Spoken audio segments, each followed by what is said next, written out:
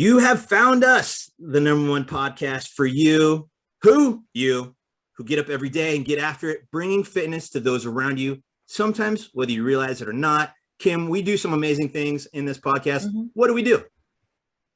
Well, we talk about and shed some light on some super duper important things. Yep, we do important things, and also some not so important things. Yeah, and we get some not so important things going. But this is all about bringing fitness full circle: physical fitness, wealth fitness, risk fitness, emotional fitness, spiritual fitness, all the ways that we all keep people fit in our everyday. So let's get started on this. Absolutely. In today's podcast, we talk about 3 years of testing and thousands of miles. It is here, ladies, your $8.5 million hypercar. And here's the great news. There is one more left. We're going to talk about that here in a second. And you can't have summer without the 4th of July. And you shouldn't have 4th of July without watermelon. And I'll tell you why. We got the pop culture pop quiz and special guest, Micki Peak, the Executive Director for Business Networking International, otherwise known as BNI, telling us how she keeps people fit in their business through networking and tips and tricks you can use to help keep your own business fit. Love it. Super excited. Hey, Brett, let's say that you've wanted to get involved in your community, but you didn't know where to start. Maybe you wanted to help create street and school outreach, and maybe you wanted to help provide job training, shelter, meals, and even clothing, or mentorship to the less fortunate youth. And how would you do that?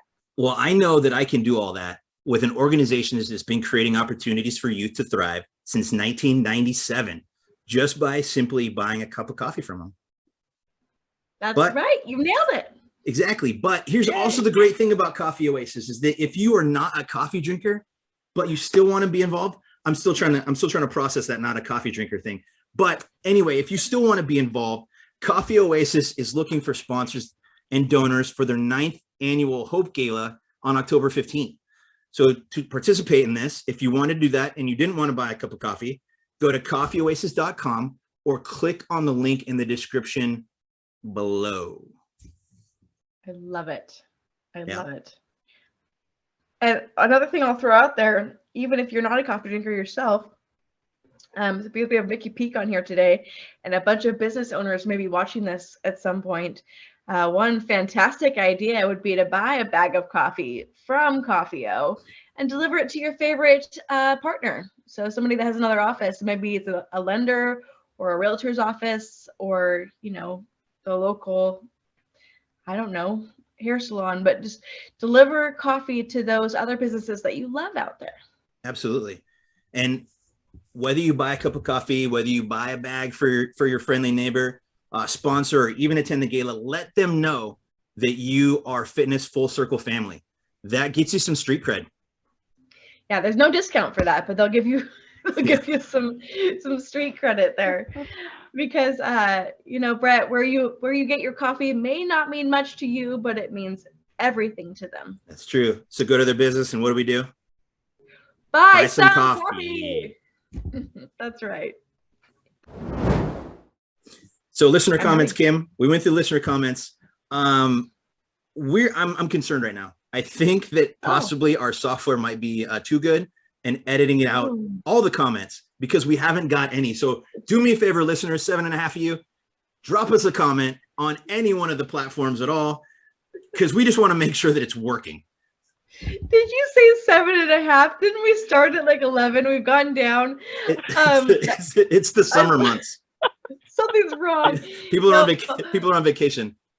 Let me incentivize you a little further here. If you would be so kind as to leave us a comment, we will enter you into a drawing. And in that drawing, you could win a Fitness Full Circle t-shirt. That's right. It's coming straight from Latvia, right? Is that where it's still coming from Latvia?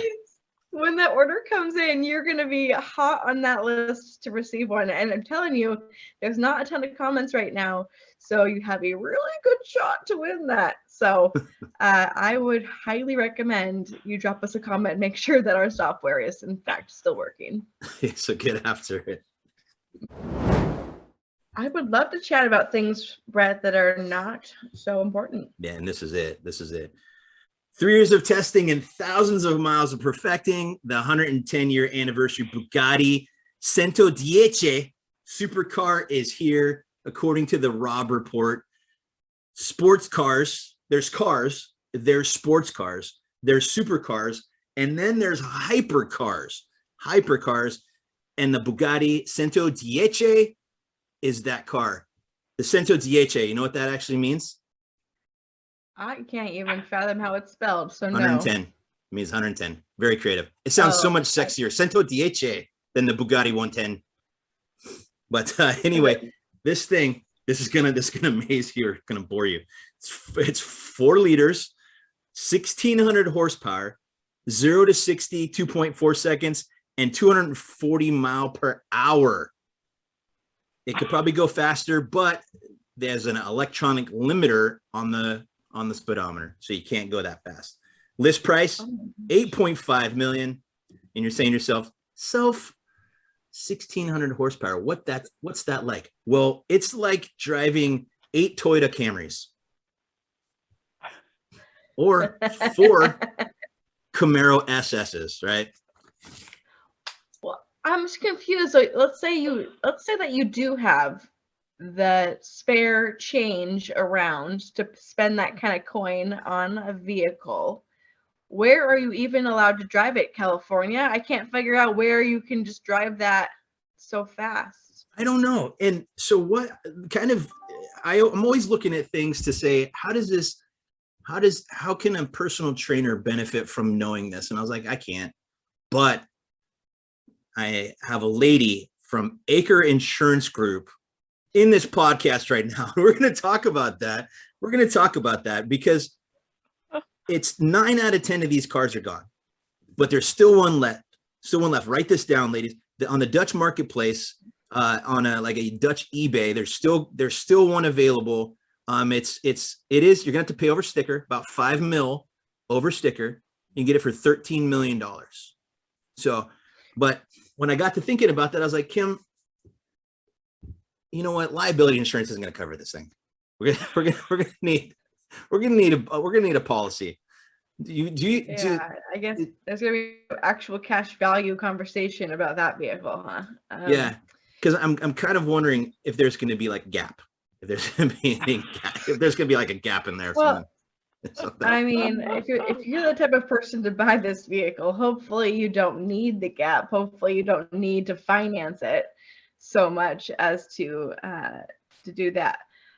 I'm just thinking about even just the atrocious, like if you to insure a vehicle of that value and that rarity, I don't know if you'd be hard pressed to find a place to do that. I mean, I would love to try. I just have a feeling it could pay off my mortgage for the year just to insure that car. So, I don't know. So in the 7.5 or 11.5, it's been a while since I've looked. So it may be one of these 11.5 listeners is a hypercar enthusiast. Can I refer them to you for that? Okay. Oh, please. In fact, it's a joy for me to compare your current auto with your new vehicle. So if you're planning to buy a vehicle, oftentimes you know the VIN numbers listed on the dealership site or whatnot.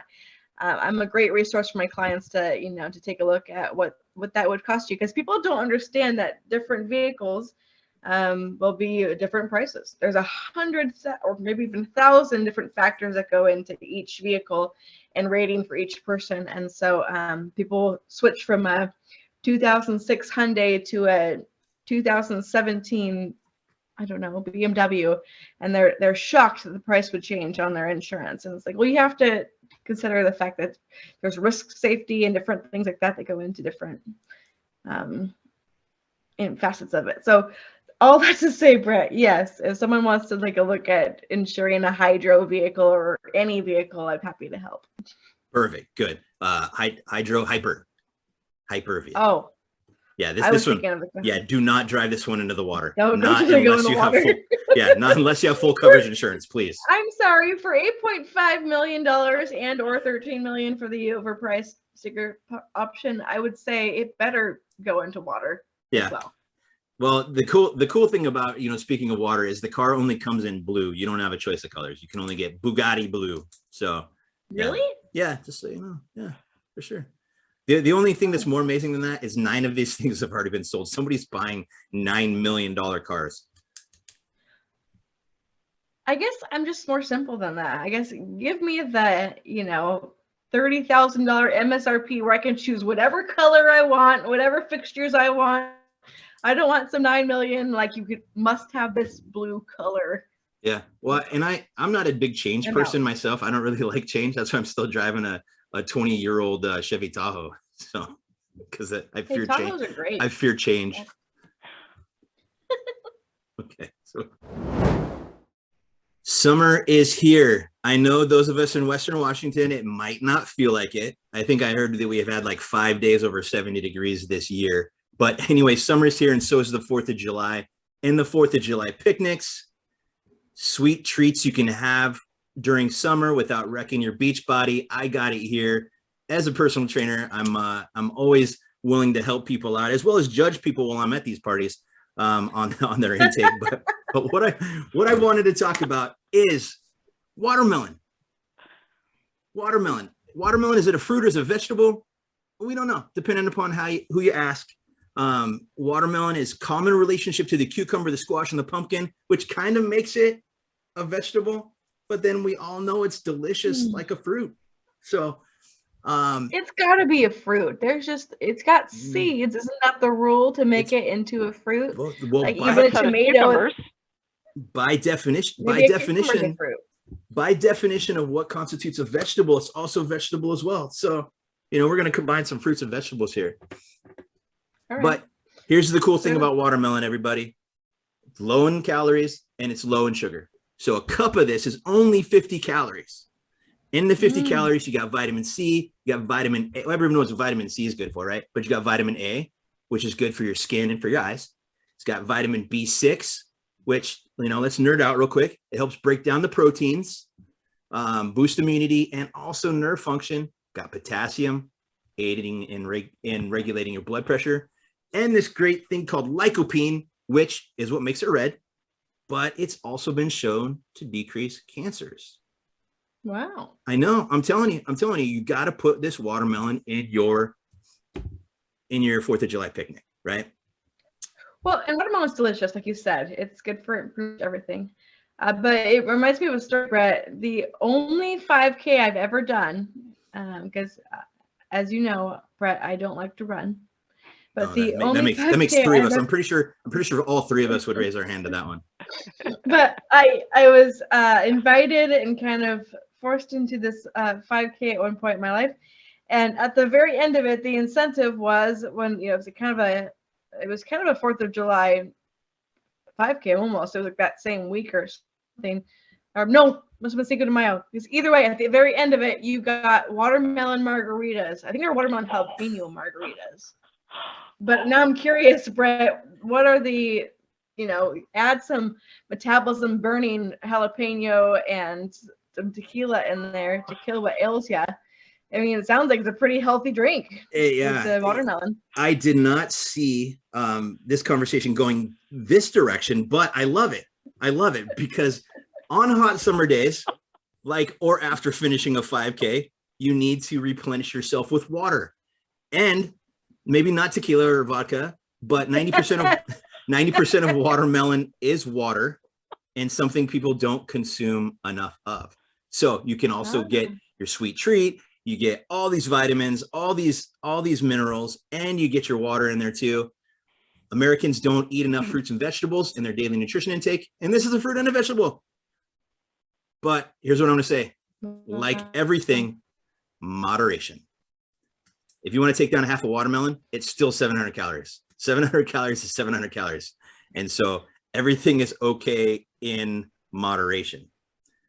The other thing too is that I didn't know when I was looking this up about options for healthy 4th of July food is that watermelon rinds and seeds are good for you as well. And no, if you swallow a watermelon seed, it will not grow in your belly. Kim has not been swallowing watermelon seeds. That's not what's happened.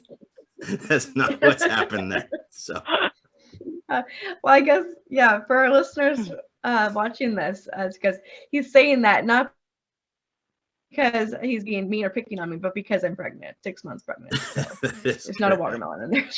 He's not being just a really mean health coach right now. Yeah. Thank you for clarifying that. Because in case one of the 11 and a half Why doesn't is he know, picking doesn't on know that me. poor girl? Especially He's so since her mean to mother's her. listening. Yeah, he's always so mean to her.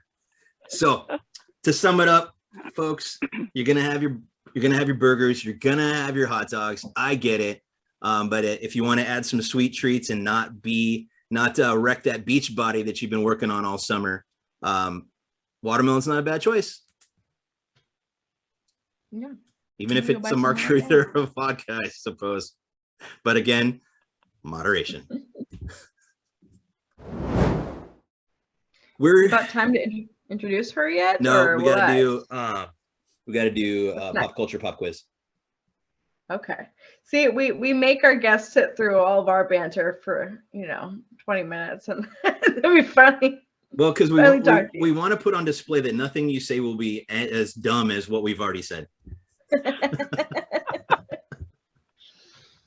Micki's I know, like, Micki's when like- do I get to talk? Mickey's like, what the hell And did you I get can myself chime in at into? any point, by the way. So anybody who has watched even one of our episodes know that we make our guests earn their time. So we are up against the pop culture pop quiz. This, Micki, is where you are faced off against Kim Aker, the pop culture queen. I'm going to ask you a series of questions that she has not been privy to at all. And you guys are going to duke it out for supremacy. But Micki, also recognize this. In order to move on to the whole reason why you came here, you've got to get at least second or better in this competition. Are you willing to participate? Absolutely. Absolutely. I think I can get second. Okay. So what we're going to talk about are celebrity occupations before they were celebrities. And so I'm going to ask each of you, and whoever comes up with the right answer will be the winner. And then we will move through each of the celebrities here. So we'll start with some easy ones. Steve Buscemi. I don't know who that is. I know. I was like, who is Steve Buscemi? He's in a lot of the Adam Sandler films. He's okay. Some of that odd character in the Adam Sandler films. Okay, I'll go with waiter. I have no idea. I Excellent. don't think I've ever watched an Adam Sandler film. Steve Buscemi started in New York as a New York City firefighter. One of the really cool things about Steve Buscemi, and if you saw him, you'd be like, that guy was a firefighter. But one of the really cool things about him is he took a temporary leave of absence from acting in order to help out the New York City firefighters after 9/11. That's really cool. That was really cool. I think I do know who you're talking about, by the way. And after you said Adam Sandler movies, I was like, oh, I think I know that goofy character. Yeah. So. Next one up is Rihanna. Evidently, I don't know that one, but the person with the name either Rihanna or Rihanna, one of the two. Before she was a singer? Before she was a singer. A waitress. I'm going to go with a realtor. Nope, she was an Army cadet. What? Ooh, yeah. You wouldn't have thought that, huh? No. Okay, now we're gonna go into some heartthrobs here, so you guys will know who these people are, right? Hugh Jackman. Everybody knows who Hugh Jackman is. What was Hugh Jackman before he was Wolverine or Wolfman or? Hugh Jackman. I don't know. I'm going to go with athlete of some sort. No, you were close. He was an elementary school PE teacher. Really? Really? Yeah. Oh my gosh, I can only imagine all of the parents coming to that open house night at that school being like, can I get my kid in that class? That's the class I want to be in right there. Yeah. Best attended Yeah. back to school nights ever. Yeah. I need to have a conference with Mr. Jackman Yeah. talking about my child. If my kid isn't doing well in PE, you contact me personally. Yeah. Please. Yeah. We'll talk about it over coffee. Oh man. Yes. Okay. Bradley Cooper. I don't know. He was a doorman for the now obsolete Morgan Hotel in New York. He just opened the doors. Wow. Yep. Is that how Okay. he was discovered? I'm not sure. That's a great idea, though. Interesting one here. Tom Hanks. Cutco knife salesperson. Super close. He was a peanut vendor for the Oakland A's in the Oakland Coliseum. Oh, wow. I know, it's crazy, right? You guys are killing this. Yeah. I think we're tied. Okay, you guys are tied. Micki, your chances looking really good. Rachel McAdams. I love her. So she was discovered fairly young still, probably in her early 20s. She did Mean Girls, and she had to play a 16-year-old, so she was probably more like 20 years old at that point already. Yep. So I will go waitress, final answer. You know what? I'm not going to take waitress because I don't think you can consider McDonald's really waitressing. So she worked at McDonald's, which is probably how she developed her 16-year-old character from Mean Girls. Okay. Okay, I respect that. We're running low on people here. Sheryl Crow. Realtor. Waitress. We'll just keep going with those. At one point, one of them's going to be right. Exactly. She was a music teacher for an elementary school as well. Yeah. Okay. She started as a music teacher, which seems a little more That makes fitting sense. than, maybe McDonald's for Rachel McAdams. Yeah, Okay. that does make sense. Last one. Thank God. Jennifer Aniston. Ooh. Waitress. Yeah. Jennifer, oh man, I should, for how obsessed I am with Friends and her career, it's sad that I don't know anything about what she was, but I do know that they were looking at her for Monica and Courtney Cox for Rachel, but that doesn't help me here. No. I will just go with model. No, she was a telemarketer for timeshares in the Poconos, which she Wow. effectively sold zero. Because she did not like calling people at dinner time. Yeah, I don't think Nobody anyone likes does. cold calls. Yep, little Friends trivia No. for you. Oh man, they're tied. Well, here we are. Yeah. We have got a fitness full circle first. We hit 0-0. We have a tie. Usually we've tied in other ways, but this is the first time we've tied at zeros. We have effectively as many right answers as we have we have effectively as many right answers as we have listener comments. 0. Okay, so that means, Micki, that you either got first place or second place. You guys, because you guys tied, you get to choose which place you got, and then you get to move on to the next round. Well, I'll take first place then. Deal. Excellent. All So, right. Kim, because she's first place, I'm going to make you do her bio. Oh, perfect. I would be honored to introduce our friend Micki. So, Micki Peak is here with us today. She is the Executive Director and Franchise Owner of BNI Pacific Northwest. Fun fact is that you've actually been an entrepreneur for over 21 years. You do have 2 kids, Samantha, age 21, and Jonathan is age 16, right? Correct. You grew up in California and went to the Cal Poly San Luis Obispo. San Luis Obispo. San Luis Obispo. I can't say it. To study aeronautical engineering. Yeah. Super intimidating and impressive, by the way. And then you transferred to Sacramento State to study licensed clinical social work. About that time you met and married a sailor, which led to some traveling around, and you ended up landing shortly in Connecticut, where you attended CSU, and you finally came to join us here at the Pacific Northwest about 22 years ago, right before you took on entrepreneurism. And in your spare time, our guest here likes gardening, card games. By the way, Micki, I love card games, so we should probably plan a card night. Sure. Listening to music and reading, super skilled at asking really hard questions. You are really good at that. And she loves to inspire people who inspire people. And that could not be more true about this amazing woman who's joined us today. So please give me a warm welcome for our guest, Miss Micki Peak. Yay, Micki. Great job. Well, we are so appreciative to have you. We've been wanting to get you on for a long time. You're a very busy lady. So the fact that you're taking some time to talk to us, we are by far indebted. So, Micki, we love what you do. Kim and I, we both. Let our listeners know what you do. You know, what's your role in helping keep people fit? Because you just don't keep regular people fit. You keep business owners, entrepreneurs, business operators fit. How do you do it?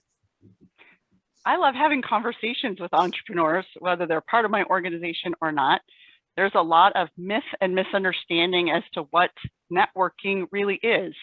And I love talking to people, educating on what networking is, what it isn't, and why it's only a piece of your total marketing plan. Marketing is kind of a full circle within the circle of all the marketing things you can do in your business. There's a lot of facets to networking.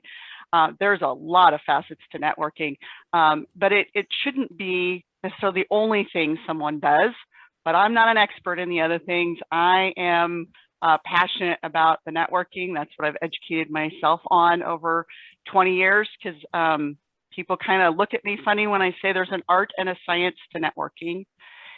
There is a lot to it. It's an artistic thing. It's a skill set, and there's some science behind it that I just really enjoy talking about, and I love just kind of blowing people's minds, talking about all these facets to it, because my mind was blown. You know, I used to attend networking events, and I thought they were places you went to sell to people, and which is why I sucked at it.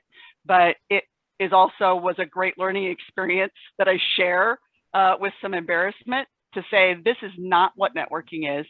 Networking is about building relationships, building a support system, building an inner circle of people that can and want to support your business, because you're reciprocating and you're doing the same for them. So that's like step one, is just kind of talking and coming up with some common language around that. That's fantastic. And love it. You know, I think networking sometimes gets kind of a bad rap. You know, I think networking kind of gets this strange aura about it, that it's kind of uncomfortable and kind of just I don't know, dirty, for a lack of a better phrase. But you know, like you touched on, it's about building relationships. And so I think that part's fantastic. Let's just say, you know, we have somebody that says, you know, I'm self-made. I don't need a network. I have all the business that I need.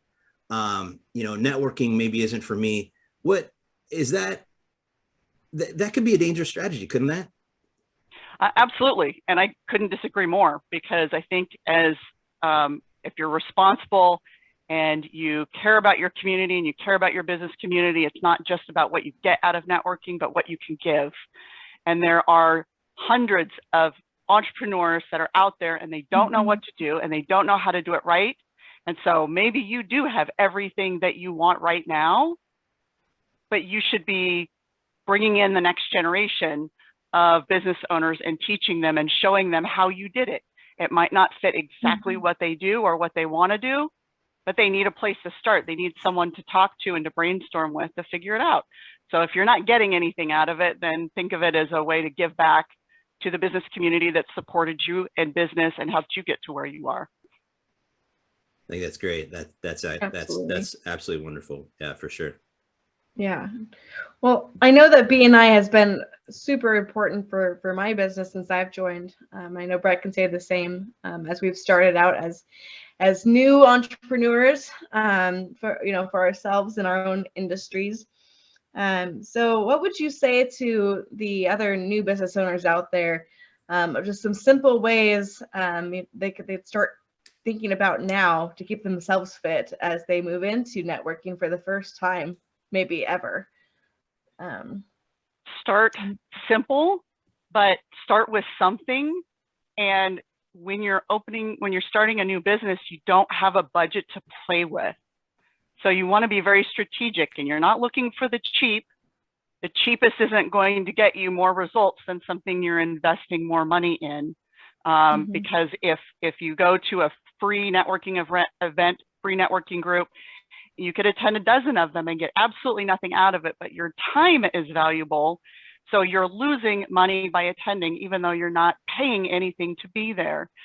And so something that does cost money may be a better place to put your money, because some of those organizations, not all, you can track results that you get from those events, and then you can balance how much am I actually making with my time and the close of business for that referral, and versus the cost of putting into it. And if you join the right organizations, there's an entire support team that wants to support them.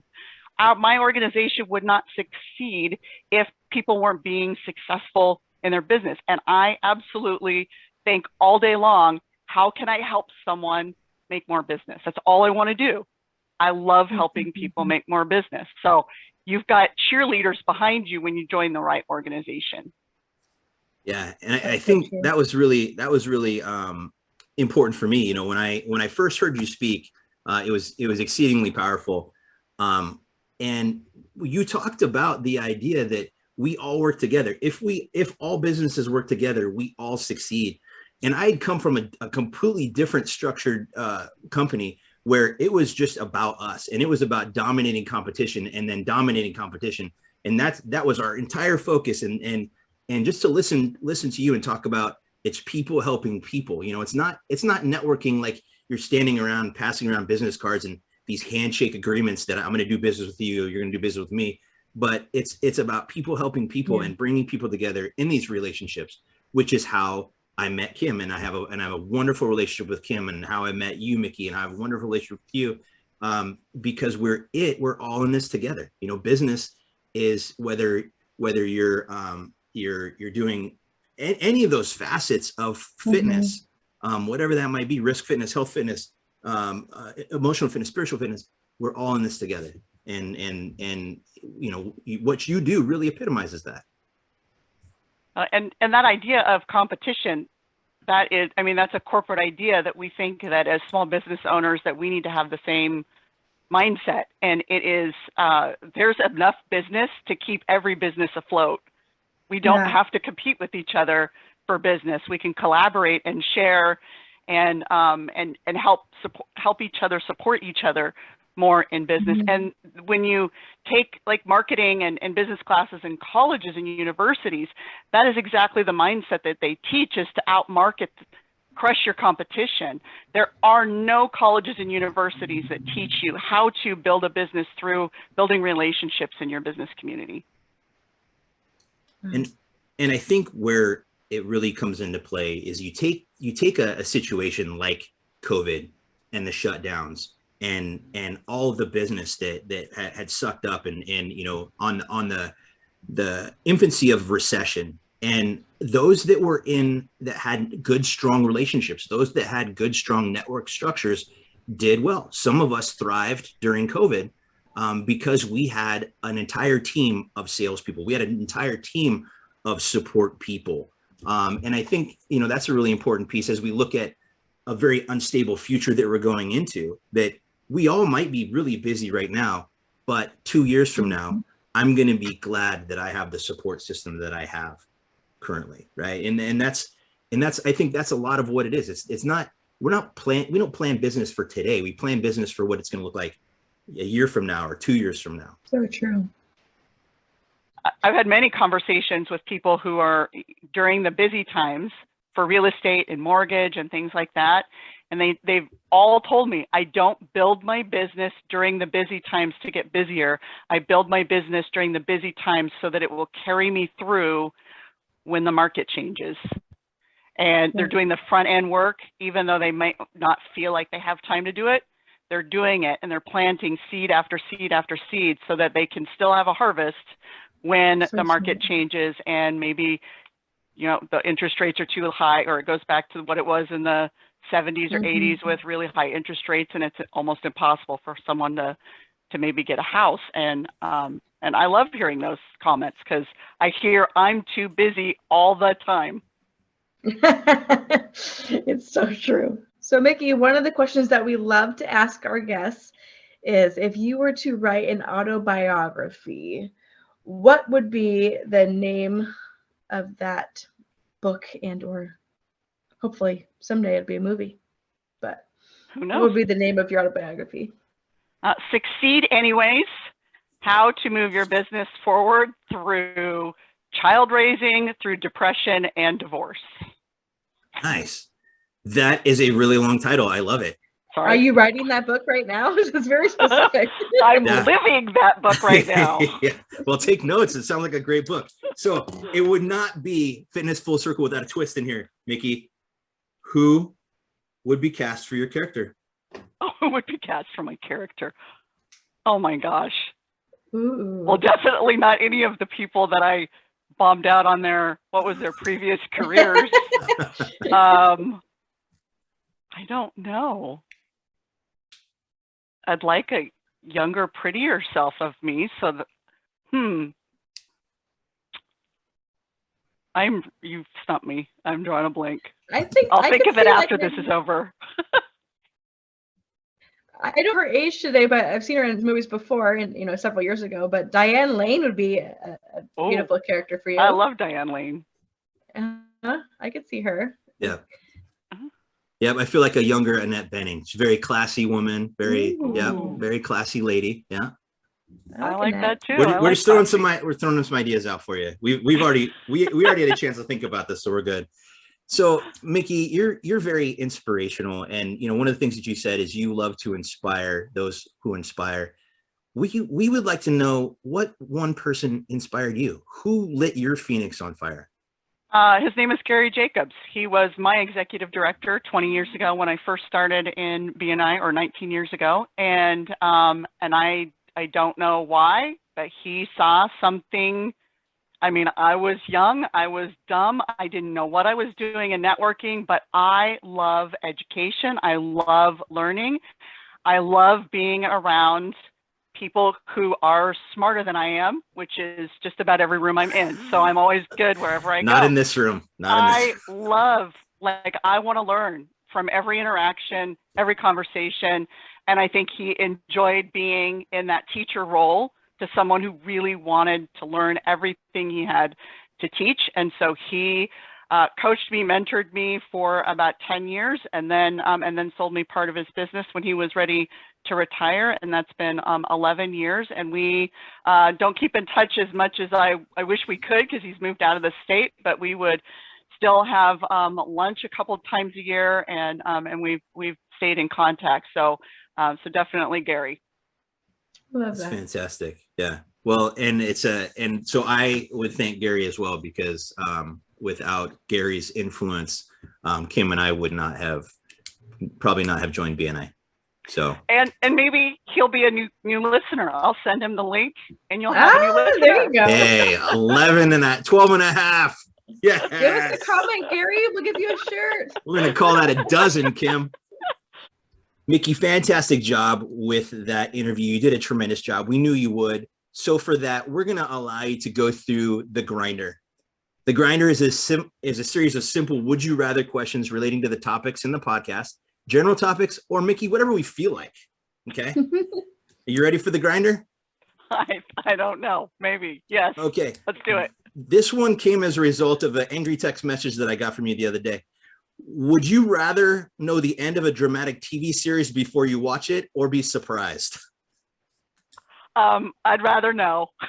I want to know if I'm going to have the box of Kleenex before the end. I need to prepare for the death of a beloved character before it happens. I recommended to her that she watch a series called 1883, and And it's a phenomenal series. It's 10 shows, and Fantastic. she texted me. She's like, "What the heck? You didn't tell me I needed a box of Kleenexes." We talked to me. He recommended it. We had a conversation. I watched the first episode. I asked about questions about it, and he didn't warn me. Yeah, I was mad. Oh man! From what I hear, Game of Thrones would be a hard one for you. Yeah, I think so too. So she'd rather be surprised. Noted. Oh, okay. Would you rather be lost in space with Captain Kirk or Captain Picard from Star Trek? Probably Captain Picard. I grew up with Captain Kirk, but I would say Captain Picard.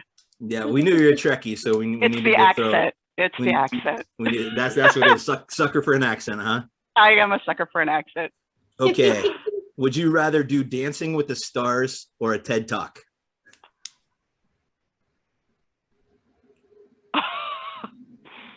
Probably Dancing with the Stars. I mean, the TED Talk sounds so professional and like high level, but Dancing with the Stars, and I mean, getting to dance with some of the guys you might get to dance with, how could I turn that down? Love it. Oh, well, that segues really nicely into our final question for the grinder. And this is just a fun one to find out. I think I know the answer, but here it goes. Would you rather do speed networking or speed dating? Oh shit! Oh. That's a common reaction to the grinder. We're good. Probably speed networking. Stay in my comfort zone for that one. I should have warned you, Micki. I know that you don't like surprises. All right. So our next segment is called Fit or Flop. Brett explains it a lot better than I do. Well, Fit or Flop is a bunch of occupational specific show related topics or whatever we feel like, again, and you're going to answer fit if it's a good idea or flop if it's not so much. I'm the only one answering, or is it okay? Nope. Just me. So we only have a couple for you today. So the first one is Fit or Flop, a Star Trek Enterprise series. Enterprise. Fit. I liked them all. Yeah. All for different reasons. Not being a Star Trek guy, I Googled which ones were the less received ones, and Enterprise was one of them. So I wanted to see from you if that was definitely different, but I think when you're a fan, I watch all except for the cartoon versions. I like them all. That was the worst. That was rated as the worst. It was only 3 seasons. Yeah. And then lastly, and we kind of touched on this, but stop networking because your business is currently thriving. Is that fit or flop? Flop. Yeah. No, we touched on that one for sure. Well, you passed our grinder and our fit or flop. So I guess we can go to the closing of episode 10 of Fitness Full Circle. Super fun to have you on here. So Micki, I got to ask you, if people want to contact you, they've been watching this episode and thinking, I would love to ask her a question about networking or find out how to get involved. How do they reach you? Well, they can go to my website, which is bnipnw.com, which is the Business Network International Pacific Northwest. They can call me or text me at 360-649-6589, or they can send an email to Micki, and it's Micki at bnipnw.com. That's fantastic. And also, you can also reach out to Kim or I. We have great information regarding BNI as well. We are both avid, rabid BNI members, and would love to talk to you about that. Reach out to us. We'll call that a comment, and we'll put you in the drawing for a t-shirt. I love it. Well, that's fantastic, Micki. Again, thank you for that. Next episode, we're going to have Chanel Riggle from Rising Sun Detail. She is going to detail us on how she keeps people fit and tips that you can use to keep your own self or own vehicle fit. Nice. So again, leave us a comment, get entered for a free t-shirt. Podcast 10 under wraps, everybody. Thank you so much. Have a good day.